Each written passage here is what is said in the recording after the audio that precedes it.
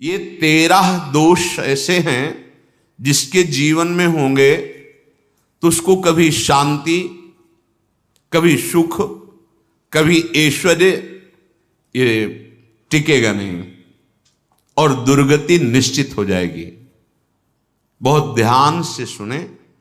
एक श्लोक में 6 दोष और दूसरे श्लोक में 7 दोष। उपासक को कभी इन दोषों को अपने अंदर टिकने नहीं देना चाहिए। और जो संसार के मार्ग में चल रहे हैं, अगर इन दोषों में चलेंगे तो हुआ जो आपके पुण्य कर्मों से ऐश्वर्य है भी वो नष्ट हो जाएगा। आप दुख, चिंता, शोक से ग्रसित होकर बड़ा दुख में जीवन व्यतीत करेंगे और आपकी गति बिगड़ जाएगी, दुर्गति हो जाएगी। विकत्थनः स्पृहायुर्मनस्वी बिभ्रत कोपम चपलो अरक्षणश्च एतान् पापाः षण्णराः पाप धर्मान् प्रकुर्वते नोत्र सन्तः सुदुर्गे संभोग संविद विषमोति मानी दत्तानुतापी कृपणो बलीयान वर्ग प्रशंसी वनितास्तु देष्टा एते परे सप्तनशंस वर्गाः। जो अपने मुख से अपनी बड़ाई प्रशंसा करता है, ये 13 लिख लो दिमाग में, डायरी में, क्योंकि ये नोट हो रहा है, आवाज डाली जाएगी, आप बार बार सुन, इनसे बचिए।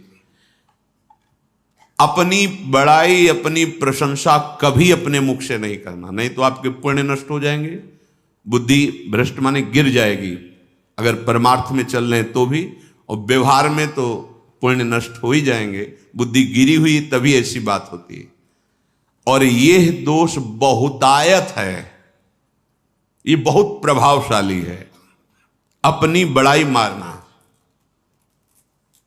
इसको देख लो, पकड़ो, सत्संग है।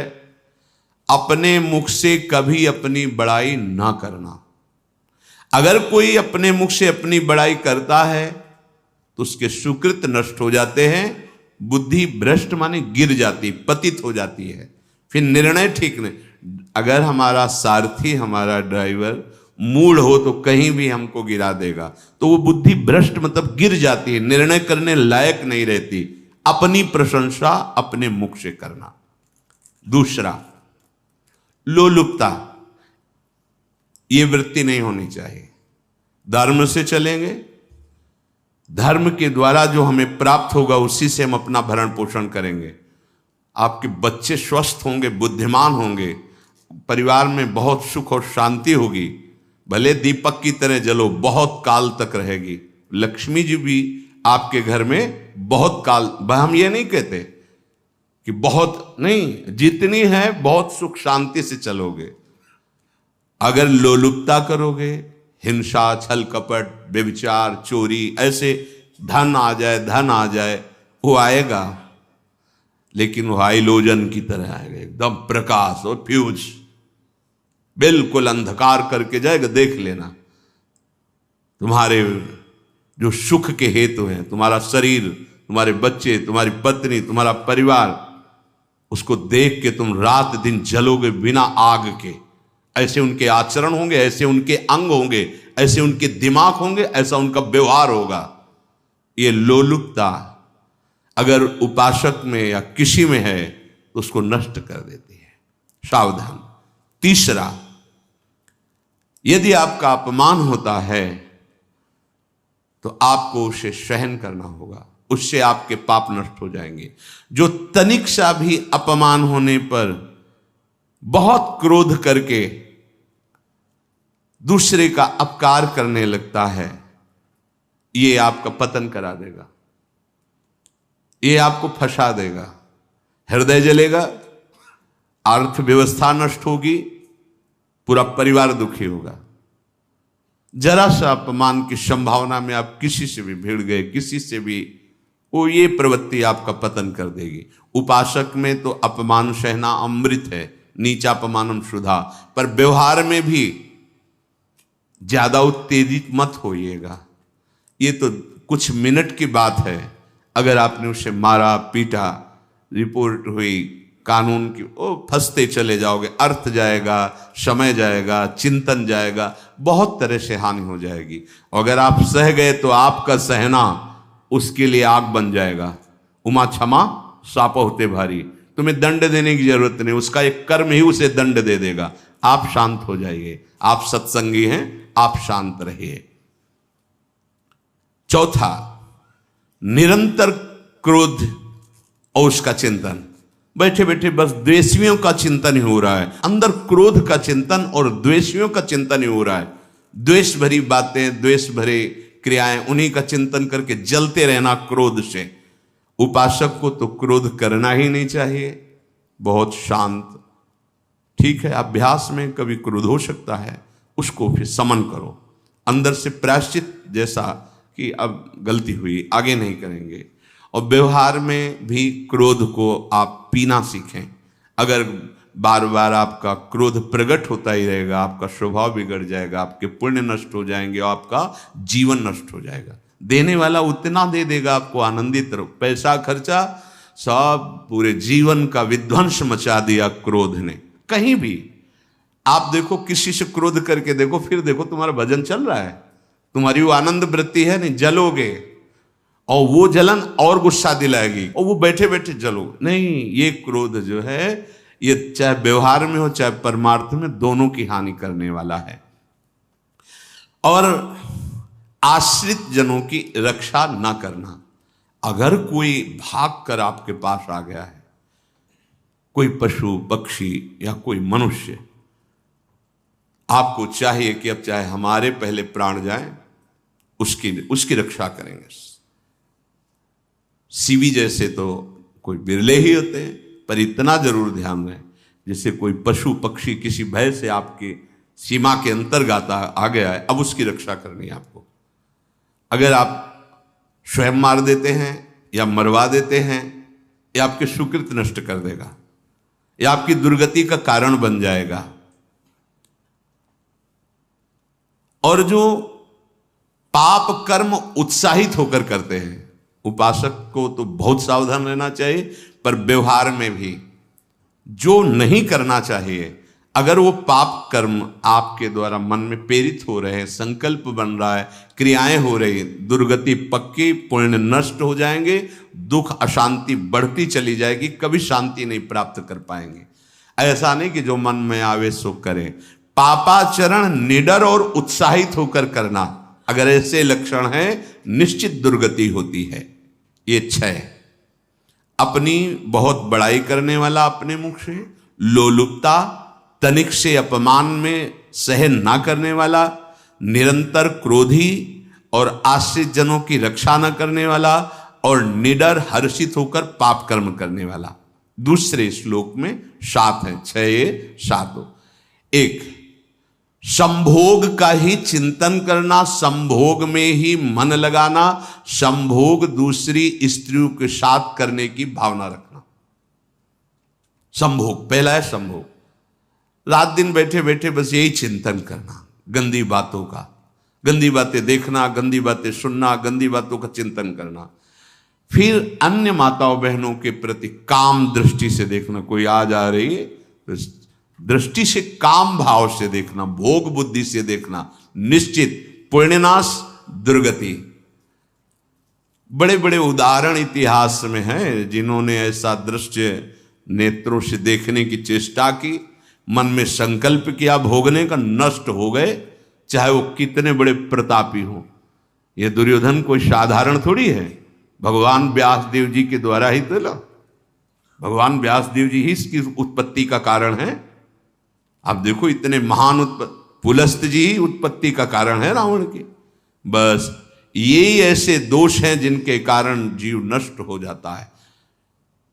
ठीक है, धर्मयुक्त काम भगवान ने आदेश किया है, आपका पाणिक ग्रंथ संस्कार हो गया है, संतानोत्पत्ति की भावना से कुछ पवित्र तिथियों का त्याग करते हुए चर्चा में हुई है।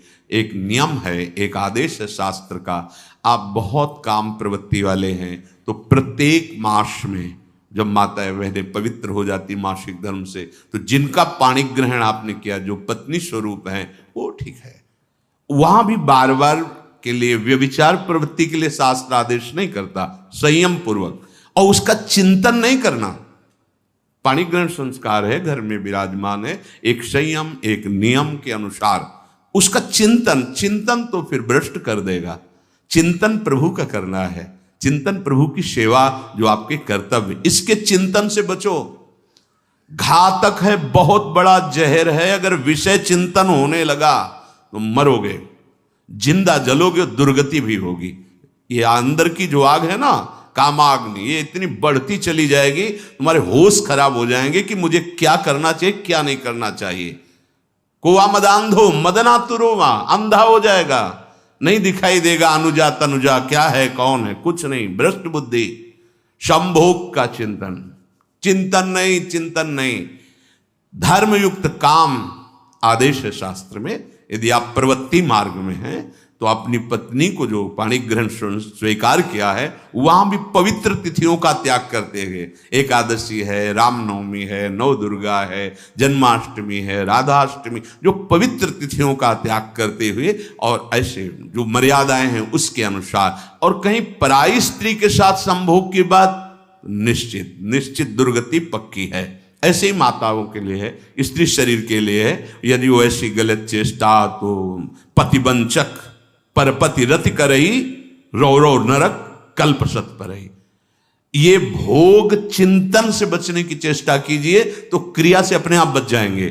क्रिया के पहले चिंतन होता है, चिंतन से ही क्रिया का आवेश आता है। चिंतन संभालिए, इसी से भगवत प्राप्ति होती है, चिंतन से, और इसी से दुर्गति भी होती है। अनन्यश्चिन्तयन्तु माम, भगवान चिंतन करें, मेरा करो, कर्तव्य कर्म मेरे को समर्पित करो। अब जब चिंतन संभोग का होगा तो बुद्धि भ्रष्ट हो जाएगी। ये जो राक्षसी प्रवृत्तियां सुनने को मिलती है ना, कि ऐसा हुआ, वो देखा सुना और चिंतन किए, अब इतनी राक्षसी वृत्ति आ गई कि बस अब उनमें और राक्षसों में कोई अंतर नहीं रह गया। दूसरा, विषमता रखने वाला, सबके साथ बर्ताव ऐसा कि मैं बहुत श्रेष्ठ हूं और दूसरे सब नहीं, ऐसा व्यवहार नहीं। सब भगवत स्वरूप हैं, समान व्यवहार। जैसे आपके भोजन है तो जो आप पा रहे हो वही सबको दीजिए, बैठने की व्यवस्था, उठने की व्यवस्था, क्रम बाई क्रम, पर उसको भी नीच भाव से मत देखिए। उस कोटि का उसको प्यार दीजिए, दुलार दीजिए, सम्मान दीजिए। इतनी विषमता न फैलाते रहें अपने जीवन में कि आप सबके निंदा के पात्र बन जाए। विषमता नहीं, सबको प्यार। हाँ ठीक है, पुत्र का अलग प्यार है, भाई का अलग प्यार है, पिता का अलग प्यार है, पर हमारा व्यवहार प्रीति युक्त होना चाहिए, विषमता भरा नहीं होना चाहिए। अगर हमारे चित्त में विषमता ही रही तो संसार है, प्रभु नहीं है। जीत विषम संसार कीर्ति जग बिस्तर है। जो विषमता पर विजय प्राप्त कर लेता है वही भगवत प्राप्ति का अधिकारी। ये विषमता बहुत बड़ी हानि है। तीसरी बात, अत्यंत मानी होना। जहां आपके प्राण कमजोर होंगे, पुण्य नष्ट होगा, आयुश्री सब नष्ट होना है, ऐसे आचरण करवाएगा गुरुजनों के साथ, महापुरुषों के साथ। ये बहुत नीच प्रवृत्ति है। अत्यंत मान प्रियता, मुझे सम्मान मिले, उत्तम प्रवृत्ति है। सबको मान देना, स्वयं अमानी रहना। चौथा, दान देने की बात कह के मुकर जाना या दान देकर पश्चाताप करना। दे दिया है, बहुत जल रहे हो, दूसरे से वार्ता कर रहे हो कि पता नहीं क्या यार बुद्धि में हो गया, हमने उसको इतना कहा था, उतना दे दिया, क्यों दे दिया, ऐसा मतलब अंदर चिंतन करना, क्यों दे दिया तो दिया। इसके बाद जो आपका ये जलन हो रही, पश्चाताप, सुकृत नष्ट हो रहे हैं। दान देकर पश्चाताप करना या दान देने की बात कह के मुकर जाना। जैसे आपने कह दिया आपको इतना इतना ऐसा, अब आप मुकर गए, ब्याज सहित तुम्हें देना होगा, ये तुम्हारी दुर्गति का कारण बन जाएगा। ऐसे ही नहीं बोलना चाहिए, बहुत होश से। वाणी एक अमोल है, जो कोई बोले जान, ये तराजू तौल के तब मुख बाहर आन। पांचवा, अत्यंत कृपण होना। ना परिवार को सुखी कर पा रहा, ना अपने को सुखी कर पा रहा है। एक एक सिक्का बैंक में जो मर गया। धन की वास्तविक गति यही है कि अपने परिवार को खूब उसकी अनुकूलता प्रदान करो, उसमें से कुछ हिस्सा किसी ऐसे को जिससे तुम्हें बदले में कुछ लेने की भावना ना हो। कोई साधु महात्मा, गाय, पशु पक्षी, किसी भी जीव बीमार है शरीरधारी, उसके जिससे कुछ कभी लेने की भावना ना हो, एहसान की भावना ना हो। सो धन धन्य प्रथम गति जाकी, धन्य हो गया उसका धन। अब वो कृपण का धन किसी काम में ना स्वसुख, ना परिवार के सुख, ना धर्म कार्यों में, व्यर्थ जीवन चला गया। उसी धन का चिंतन करना, उसी का संग्रह करना और उसी की रक्षा करते करते शरीर छोड़ देना, तो चिंतन बिगड़ गया। तो कह रहे हैं जो कृपणता है और अर्थ और काम की प्रशंसा, उसी की चर्चा, उसी का चिंतन, रुपया और भोग, उसी की चर्चा कर, जहां बैठे रुपया की चर्चा, भोग की चर्चा, जहां एकांत में बैठे उसी का चिंतन, कैसे रुपया बढ़े, कैसे भोग मिले। और अगर अवसर मिला तो रुपया अधर्म से आवे चाहे धर्म से, उसको इसकी कोई परवाह नहीं। भोग चाहे धर्म से हो चाहे अधर्म से, जिसका अर्थ और काम भोग ही चिंतन है वो धर्म नहीं। जिसका धर्म चिंतन का विषय है तो अर्थ और काम भी ऐसा होगा जो मोक्ष प्रदान करने वाला हो। धर्म, अर्थ, काम, मोक्ष। और जो बालक, स्त्री, पागल, असहाय, जो इनकी रक्षा न करके इनकी हानि करता है, दुर्गति निश्चित है। माना आपकी पत्नी है, उसका स्वभाव बिगड़ा हुआ है, क्रोधी है, कटु वचन बोल, लेकिन आपके ही प्रारब्ध के लिए, माना आपका पति ऐसा स्वभाव वाला, पर आपके ही प्रारब्ध से तो संयोग बना है आकर, अब इसका निर्वाह कर ले जाओ तो पवित्र हो जाओगे दोनों।